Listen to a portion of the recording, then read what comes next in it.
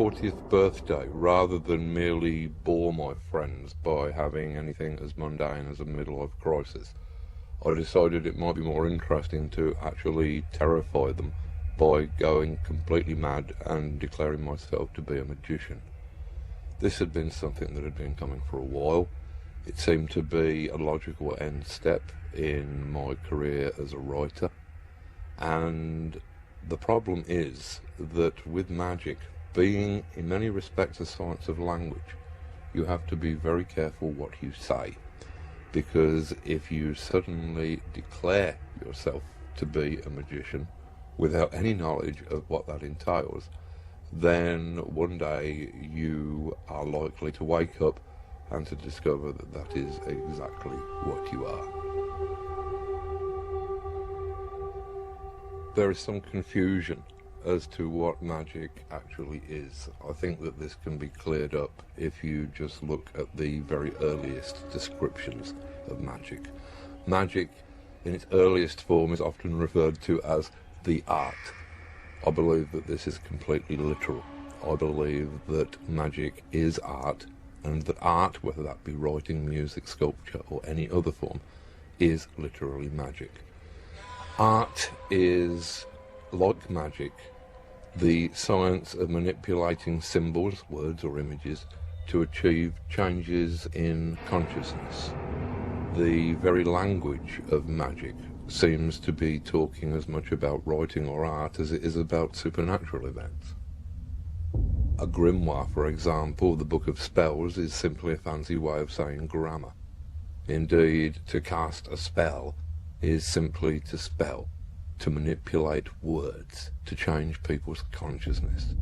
And I believe that this is why an artist or writer is the closest thing in the contemporary world that you are likely to see to a shaman.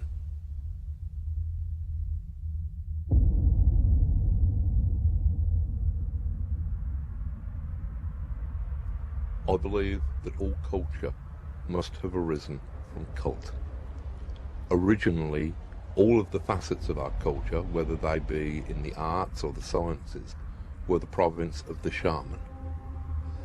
The fact that in present times this magical power has degenerated to the level of cheap entertainment and manipulation is, I think, a tragedy. At the moment, the people who are using shamanism and magic to shape our culture are advertisers. Rather than trying to wake people up, their shamanism is used as an opiate to tranquilize people, to make people more manipulable. Their magic box of television, magic and words, their jingles, can cause everybody in the country to be thinking the same words and have the same banal thoughts all at exactly the same moment.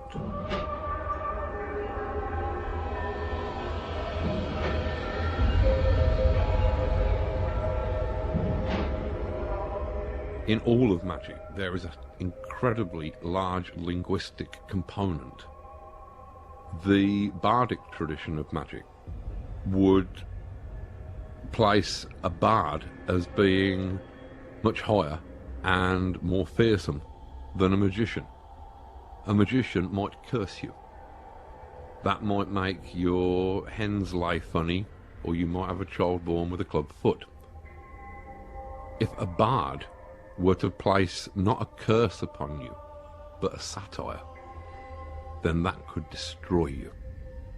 If it was a clever satire, it might not just destroy you in the eyes of your associates. It would destroy you in the eyes of your family.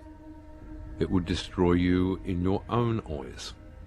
And if it was a finely worded and clever satire that might survive and be remembered for decades, even centuries, then years after you were dead, people still might be reading it and laughing at you and your wretchedness and your absurdity.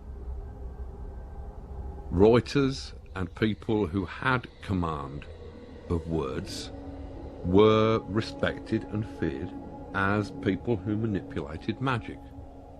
In latter times, I think that artists and writers have allowed themselves to be sold down the river. They have accepted the prevailing belief that art and writing are merely forms of entertainment. They're not seen as transformative forces that can change a human being, that can change a society. They are seen as simple entertainment, things with which we can fill 20 minutes, half an hour while we're waiting to die. It is not the job of artists to give the audience what the audience want. If the audience knew what they needed, then they wouldn't be the audience. They would be the artists. It is the job of artists to give the audience what they need.